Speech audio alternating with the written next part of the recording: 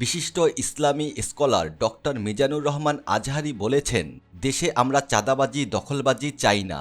এদেশে কোনো দুর্নীতি ও টেন্ডারবাজিও আমরা চাই না। শনিবার রাতে সিলেট এমসি কলেজ মাঠে অঞ্জুমানে খেদমতে কুরআন আয়োজিত তাফসিরুল কুরআন মাহফিলে বয়ান পেশকালে তিনি এসব কথা বলেন। মিজানুর রহমান আজহারী বলেন, আমরা দেখেছি ক্ষমতার যখন পালাবদল হয় তখন এক সরকার যায় আরেক সরকার আসে, তখন আমরা দুর্নীতির ফিরিস্তি জানতে পারি, তার আগে কিন্তু জানতে পারি না। প্রতিটি দলের ভিতরে আমরা এই বাজে স্বভাবটা দেখেছি, তাই এখন আমাদের শুধরে নেওয়ার সময় এসেছে। এটাই সুন্দর সময়, নতুন প্রভাতের বাংলাদেশ, নতুন ভোরের বাংলাদেশ। এ সময় আমরা যেন কাদা ছোড়াছুড়ি না করি। রাজনৈতিক দল প্রসঙ্গে জনপ্রিয় ইসলামী বক্তা বলেন, আমাদের শপথ নেওয়ার সময় এসেছে। নিবন্ধিত প্রতিটি দলের শপথ নেওয়া উচিত।